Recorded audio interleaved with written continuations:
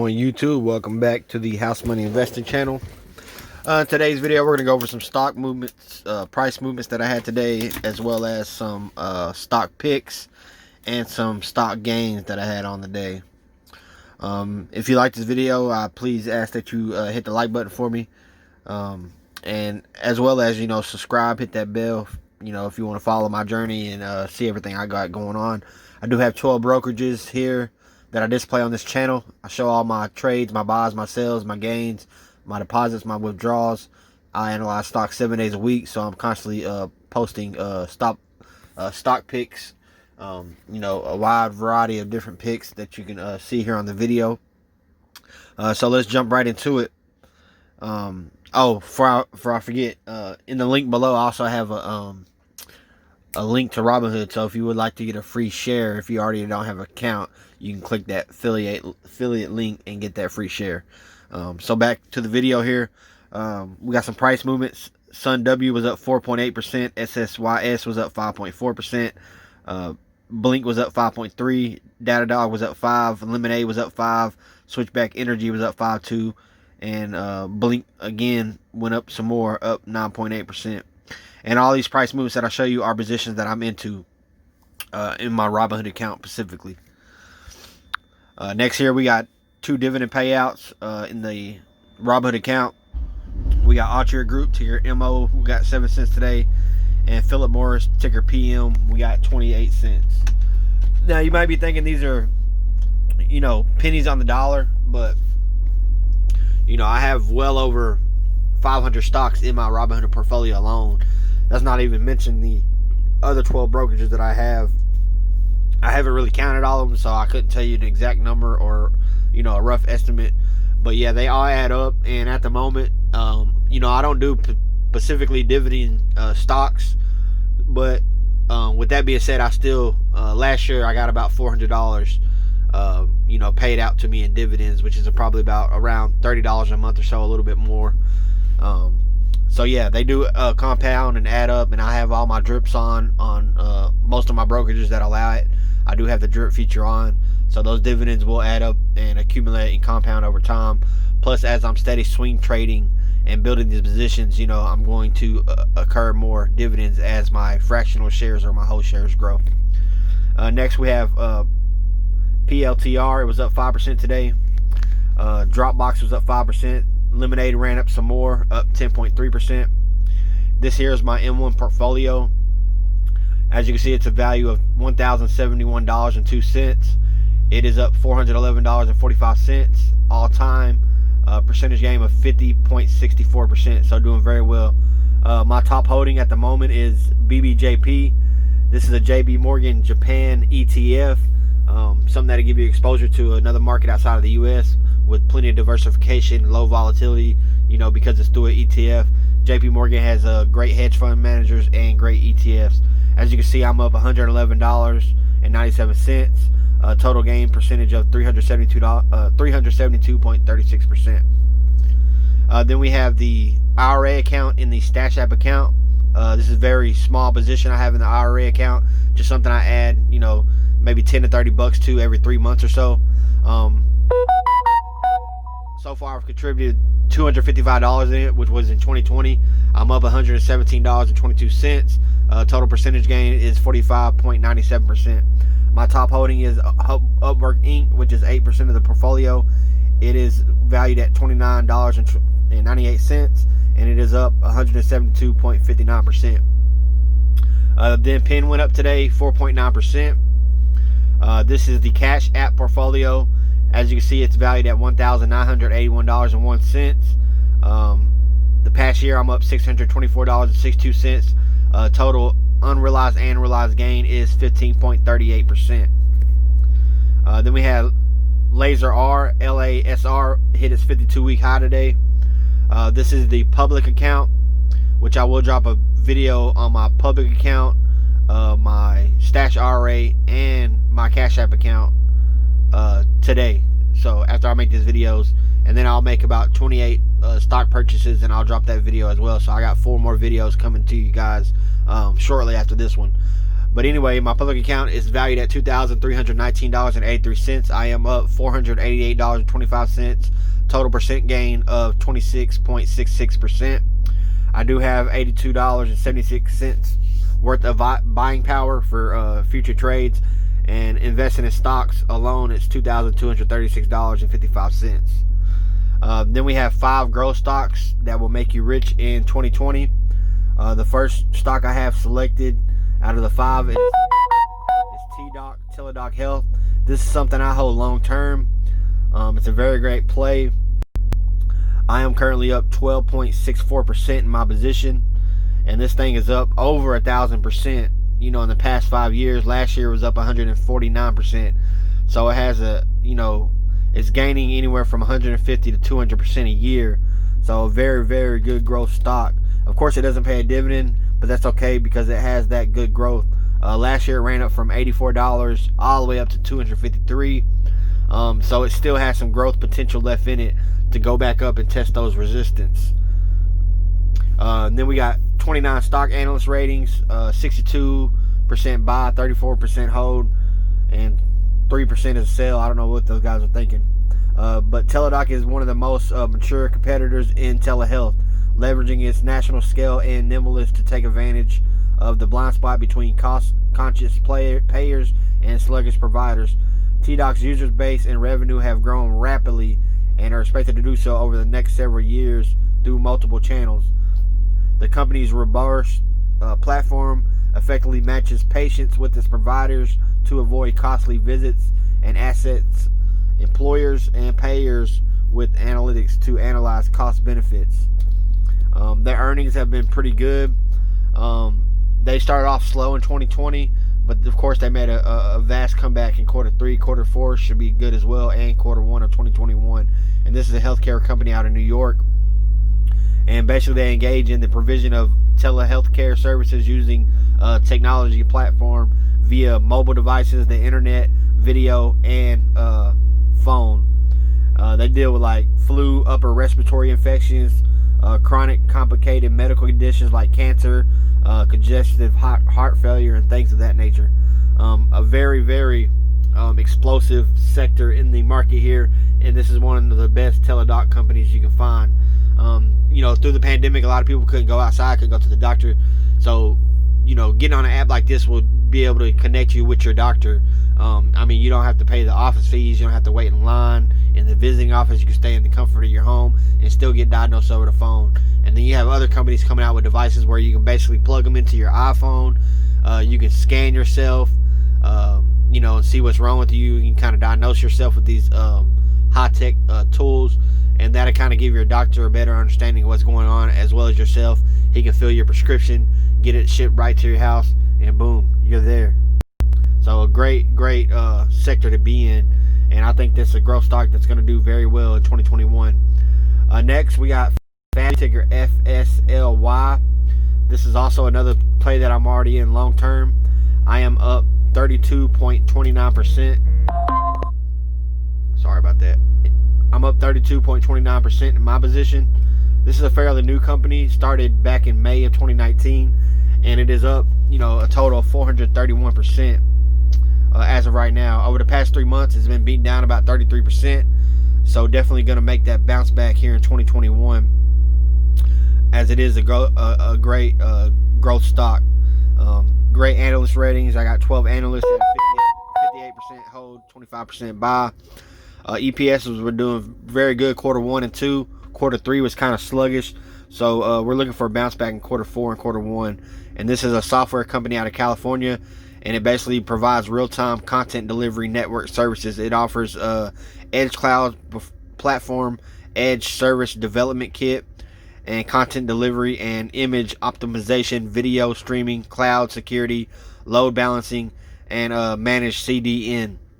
So a very techy play here, within the cloud realm and stuff like that. So definitely a good play, and you should steady see a lot of more growth out of this company, especially with the way technology is coming. So I'm looking for that bounce back of at least 33% here, in 2021.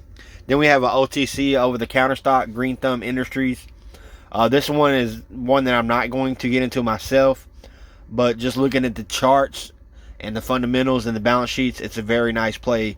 So if you want to do your own due diligence, go ahead and look that one up and see if it's something that you want to get into. The only OTC stock I'm really into is probably Planet 13 and Very Good Foods. I may add Green Thumb, but I'm not going to add it at the moment. Next up here, we got Facebook. This is also something I hold long term. I have it in several different brokerages. I'm currently down 6.61% on Facebook, but I'm not too worried about it because Facebook grows about 30% a year, so I know it's going to be a nice bounce back. I'm just kind of down right now as it's been down over the past 3 months. So definitely a bounce back play for 2021 and a steady growing company. Great PE ratio. I think eventually they will be one of the biggest dividend payers in the market.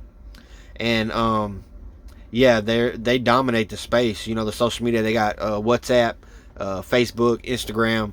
I mean, they're just killing it all the way around the board. Very strong analyst ratings. 49 analysts got it at 84% hold. And in my opinion, with more users and usage times than any other social network, Facebook provides the largest audience and the most valuable data for social network online advertising. Facebook's ad revenue per user is steady growing, demonstrating that the value that advertisers see in working with them in the firm. The application of AI technology to Facebook's offerings, along with the launch of VR products, will increase user engagement, driving further growth in ad revenue. And ad revenue is a very big play here, on Facebook. Of course, they've been killing EPS, and this is a software company as well. Of course, it's a social media network company worldwide. The company engages in development of social media applications for people to connect through mobile devices, personal computers, and other services. Enables users to share opinions, ideas, photos, videos, and other activities online. And like I said, they also own Instagram, Messenger, WhatsApp, Oculus, and things of that nature. So definitely, Facebook's one of my favorite stocks in the whole market. And another one that's one of my favorites is, of course, Amazon. And it's been stagnant. But this one, grows about 90% a year. It's been stagnant over the last 3 months as well, as a lot of the tech plays have. But it's going to be a great play for 2021. And, their quarter one revenues should be outstanding due to the pandemic. Not only that, they were already pretty dang good. 48 analyst ratings got a 94% buy. And Amazon, they basically have devices like Kindle, Fire Stick, Dash, Echo, and other Alexa-enabled products. And they're pretty intriguing to customers. They're rich in tools that also promote prime memory engagements and AWS capabilities as well. Amazon dominates North America online retail industries with an estimated growth merchandise volume of $275 billion in the region back in 2019. And with more than half of the world's internet users coming from, the developed markets, Amazon has a meaningful international growth opportunity for its marketplace, cloud service, advertisement, and devices. And Amazon isn't just a place you can buy stuff online. They're into logistics, pharmaceutical, healthcare. They're in so many sectors, home goods, fresh goods. I mean, they're just killing it. They're just basically monopolizing the space that they're in. Of course, EPS has been very, very strong. And this is a software company. It's a consumer service company and also a retail company, in my opinion. It basically engages in online retail shopping services. It has very good business segments in North America, international, and they also have AWS, which is Amazon Web Services. In North America, it includes retail sales of consumer products and subscriptions, focused websites. The international segment, it offers retail sales of customers' products and subscriptions as well. So definitely a major play in a major company, and I see this doing well in 2021. Next up here, we got FBCG. This is a play that I'm already into as well. I'm currently up 0.93% on my position. This is a Fidelity Blue Chip Growth Index Fund. So Fidelity is a great hedge fund as well. And blue chips, what they basically is like the top companies in the world, like your Amazons, your Microsoft, your Google, your Apple, your Facebook, things of that nature. So this is going to be your best blue chip growth stocks provided to you by Fidelity. And this one just recently started back in June of 2020, and it's already ran up 44%. Does pay a very, very, very small dividend of 0.03, so it's not much to pay attention to, but it is more of a growth play. And it's also an actively managed fund as well. And it's like I said, it's going to select those best blue chip stocks in this ETF, and it's going to be a global play as well. So it's not just restricted to one region, you know what I mean? Then we got ticker HON. This is Honeywell. This one I hold long term already. I'm up 19.93%, doing very well. This one usually grows about 20% a year or so, and I'm about at that threshold, about at 19.93%. Does pay a small dividend of 1.73, a very low PE ratio. It's very undervalued at the moment. 25 analyst rating, 68% buy. And, Honeywell is one of the best run industries with positive opinions given attractive in markets like e-commerce. And their CEO, Darius, under-promise and he's over-delivering. And share buybacks are shareholder-friendly incentives for what, David has clearly stated, is a cheap stock. The market, it fails to appreciate the strength of Honeywell's software offerings as well as the future promise offered by Honeywell's quantum computing innovations. So like I said, super undervalued, been killing EPS. This is going to give you exposure to the materials market. And basically Honeywell is a software industrial company which offers industrial specific solutions to aerospace and automotive products and services. It specializes in turbochargers, sensing and security technologies for buildings and home, specialty chemicals, electronic and advanced materials, process technology for refining and petrochemicals, and energy efficient products and solutions for homes, businesses, and transportation. It operates through a lot of segments, which are like aerospace, home and building technologies, performance materials, and safety and production solutions. So definitely a great play. They have a wide variety of different, products and sectors that they're into. Just an overall great company, man. I mean, you can't lose with this one. And I'm going to continue to trade it. Oh, by the way, anything that I mentioned on here, as you can see, it's got the check mark at the top, or it might say down at the bottom like this, added to the watch list. That means I'm going to buy more of these positions. So I'm just not giving you guys positions that I'm not into. And like with the OTC stock that I showed you, if it's a position that I'm not into or not planning on getting into, I will clarify that. But 9 times out of 10, it's going to be positions I'm either already into or something I'm going to get into. Now we have ticker FXI. This is an iShares ETF, China large cap ETF. I also love iShares ETFs. This one grows about 10% a year, along with a nice dividend of 2.10%. Super low PE ratio at 10.79. So a super value here. And it tracks the 50 largest Chinese stocks traded on the Hong Kong Stock Exchange.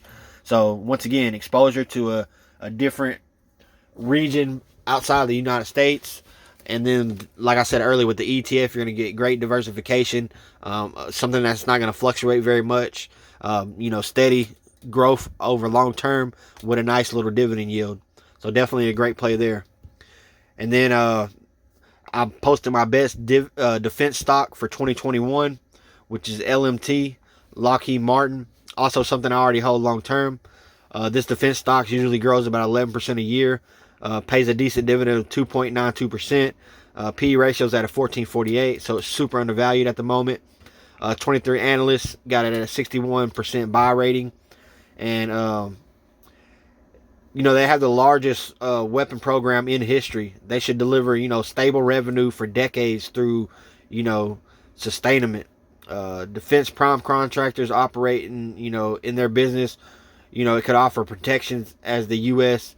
is currently, in a recession. The National Defense Strategy prioritizes missile development and missile defense, which Lockheed Martin excels in. They've been killing EPS. And basically, this is a global security and aerospace company which engages in the research, design, development, manufacture, integration, and sustainment of technology systems, products, and services. It has a few sectors, dealing with like missiles and fire control and things of that such. You know, so this is a very good company, a very good defense play, and as anybody knows that lives in the U.S., we're very high on defense, and we spend a lot of money on it. So definitely a company that's going to keep making revenue. Then we got ticker FCA. This is First Trust China Fund. This is going to be a new play for me. I was looking at the growth of about 11, almost 12% a year, which is very enticing. Also paying a great dividend of 4% with a super low PE ratio of 10.08. So very undervalued. Like I said, you're going to get that nice growth with a very nice dividend payout, and it's going to be, through a index fund in China, which is very nice. And they use like a quantum methodology to select stocks based on both value and growth. So they have their own little strategy on how they pick their stocks, which are value stocks, ones that are beaten down, and growth stocks, one that have a high growth potential, out there in China. Sometimes it's hard to invest, particularly in certain stocks, international wise. If it ain't like your Neos, your Alibabas, and things of that such, you might not be educated enough to make a nice investment. So an ETF is going to give you that exposure without the risk. Next here we got FCAL. This is a First Trust California Municipal High Income ETF. Also a new play for me. And this one has a very nice growth of 10% as well. A decent dividend of 2.10%. And it basically is a actively managed fund. And it targets fixed income securities of various maturity and credit ratings with interest income that is exempt from federal and California state income. So a very nice security play here. Similar to like your bonds and treasuries and things of that such. Something that's going to give you a slow little growth with a nice paycheck, somewhere to store your money. It's like a hedge against the market and the fiat currency. So definitely a great play. Another long-term play of mine is Sherwin-Williams, ticker SHW. This thing grows on average about 40% a year. Pays a partial small dividend of 0.74. Right now the PE ratio is looking very good. You got 28 analyst ratings at a 57% buy. And Sherwin-Williams is beginning to sell through big box retailers, leveraging its premium brand and adding growth without cannibalizing existing sales. As housing starts to rebuild over the next few years, they should, propel their sales for the company to record levels. The company has a great record of converting acquired stores to the Sherwin-Williams brand. So basically, if they get a store to sell their brand, they usually end up getting that store, to basically advertise their brand exclusively, or more than they're advertising everybody else. And with the rebound of the housing market on the rebound, they're gonna definitely make a lot of sales there. They're a great EPS, always, and basically they engage in manufacturing and trade of paints and coatings. It has a few segments like America Group, Consumer Product Group, Performance Coating Group, and things of that nature. They have like paints, stains, supplies, equipments, and floor coverings. They sell their own portfolios of branded and private label products through retailers in North America, Europe, Australia, New Zealand, China, and it also operates globally to supply paints and coatings. So definitely a nice play here. They have stuff that will deal with like wood, protection and marine, coil packaging, and automotive stuff like that. So definitely a great play. And I'm sure you heard of Sherwin-Williams. I mean, they're dominating the industry in that sector. Then we got good old Coca-Cola, right? Great dividend stock here. Coca-Cola only grows about 4% a year, but it has a nice steady dividend of 3.21%. At the moment, the PE ratio is pretty low, so it is undervalued. I got this at about an 81% buy, 19% hold, 0% sell. So by volume, Coke is almost 3 times the size of its next largest competitor in the global non-alcoholic ready-to-drink market, which, Beggett scales benefits. Despite a greater focus on marketing efficiency, its ad budget is still unparalleled and should help maintain consumer awareness and brand relevance. Costa should allow the firm to expand the trademark into other formats such as ready-to-drink coffee, which is one of the fastest growing non-carbonated categories in the world. Coca-Cola has great EPS, and basically they're a non-alcoholic beverage company which engages in manufacturing, marketing, and sale of non-alcoholic beverages, which includes sparkling soft drinks, water, enhanced water and sports drinks, juice, dairy and plant-based beverages, tea, coffee, energy drinks. They have Coca-Cola, Diet Coke, Coca-Cola Zero, Fanta, Sprite, Minute Maid, Georgia, Powerade, Ships, Minute Maid, Dasani, Simply, Golden Peak, Fuse Tea, Glacier Smart Water, Ice Dew. So they have a lot of brands under their umbrella. They operate and they sell products in Africa, Europe, Latin America, North America, Asia Pacific. So they pretty much sell everywhere globally, and they have a wide variety of products from soda to water to juice, coffee, pretty much everything. Very great company. It's been around forever. Since I was born, I've known about Coca-Cola, and it's been out since 1886. So it started about 102 years before I was even born. Next here we got BLOK. Now this is a blockchain play. This is the ETF into transformational data sharing, and this is going off the hype of the Bitcoin and cryptocurrency craze. This one here started back in June of 2018. It's up 93% in just over a year. Does pay a dividend of 1.58%. At the moment, it's super undervalued, and it is an actively managed portfolio as well, basically consisting of global entities focused on blockchain technology. So this will give you exposure to that blockchain sector of the market. Then we got ticker GDX. This is something I hold long term, something I'm always swing traded. I'm currently down on the position in my Robinhood account, down 4.93%. That was just because gold kind of has been down over the past week. But overall, gold's going to come up. It's going to rise up. It typically grows, about 10 to 12% a year or so. So definitely not worried about it. I like to be in the precious metals like gold, copper, silver, platinum, things of that such. I like to own physical gold as well, physical silver, and physical platinum, which is a hedge against the market and the fiat currency. So you always want to diversify and be in plenty of sectors. GDX does pay a small dividend of 1.08%. At the moment, the PE ratio is pretty low, so it's pretty undervalued. And basically what GDX is a global mining company. Well, it's an ETF that tracks global mining firms. So all the best all of the best companies that mine for gold, they're going to be in this ETF provided by VanEck. Next up, we got Twitter, ticker TWTR. Twitter is a social media platform. In my opinion, it got most famous from Donald Trump always being on Twitter. I think that's why a lot of people jumped on.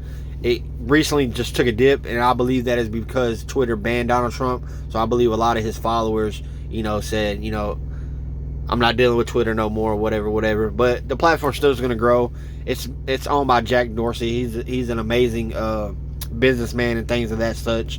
And Twitter usually grows, about 18% a year. So I mean, it's not going anywhere. Twitter is very huge. A lot of celebrities and famous people use Twitter a lot. I mean, I even use it myself occasionally, which is mainly just posting YouTube videos and TikTok investment videos. Or I'll follow like some of my favorite people like LeBron James or something like that and just see what they tweet out. May retweet it, may like it. But yeah, mostly everybody uses Twitter. I'm currently up 4.09% in my position in Twitter. Twitter is not a dividend player, it's more of a growth play. I'll say about, if you're holding it, you need to hold it. If you don't have it, I'll say, buy it. Analysts got it at 22% buy, 66% hold. And basically investments in products, enhancements, and video content, could return the monthly active user growth rate, to double digits for Twitter. Agreements with the various professional sports leagues provided a platform for interaction and conversation about the games, which may also attract more premium content providers, to use Twitter's platform. Growth in ad revenue per user remains strong at Twitter, more than offsetting the declaration in its users' growth. So, they're getting a lot of engagement, great ad revenue as well. And, of course, they've been killing EPS.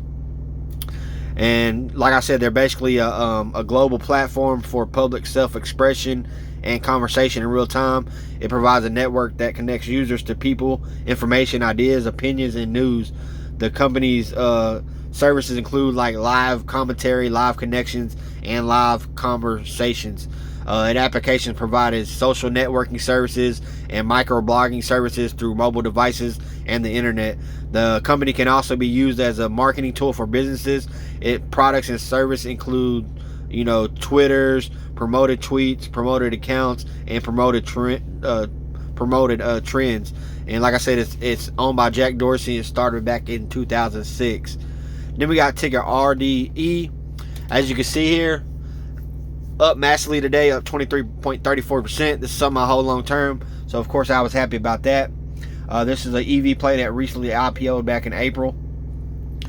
And today what happened was they got over 100,000 pre-orders for their endurance truck. So that's why you see the spike up that they've had. This thing is up 179% overall. And their EPS was great for quarter 3. And basically, it's an automobile company which designs and manufactures light duty electric trucks targeted for sales to fleet managers. It develops its flagship vehicle, the Endurance, an electric full-size pickup. And basically, they have EV trucks that are more focused toward the commercial consumer. So all these businesses that have like pickup trucks, they're going to be looking to go EV eventually, all of them. But a lot of them are going EV now, for cost savings on fuel and things of that such. And yeah, so Lordstown is killing that little niche sector of the market at the moment. Then we got ticker ICLN. Also something I already hold long term. This is the iShares Global Clean Energy ETF. Typically it grows about 4% a year, with a nice little payout of 0.25% of dividend. It will turn more into a growth stock now that this clean energy sector of the market is booming. It's going to do very, very well in 2021. And iShares, like I said, is a good fund manager. And with it being an ETF that's global, it's going to give you the best clean energy companies in the world all in one position. I'm currently up 10.79 in my position. And basically, like I said, they track 30 of the most liquid companies that are involved in business related to clean energy. So great pick there. And that'll be it, guys, for the video. Those are my stock picks. Those are my price movements and my gains for the day. If you like the video, once again, please hit that like button. I would really appreciate it. I got now about 33 subscribers. I've been dropping content for about a month now. So if you like the video, hit the like button, subscribe, hit that bell, follow my journey. Check out all 12 of my brokerages. I'm completely 100% transparent. And as you see today, I have stock picks, and I will continue to have stock picks as I look at stocks 7 days a week, whether they're newly added or they're stocks that I'm steady reinvesting into to build my positions in. I will have the stock picks for you. Once again, I appreciate you guys for tuning in. I'll catch you in the next one.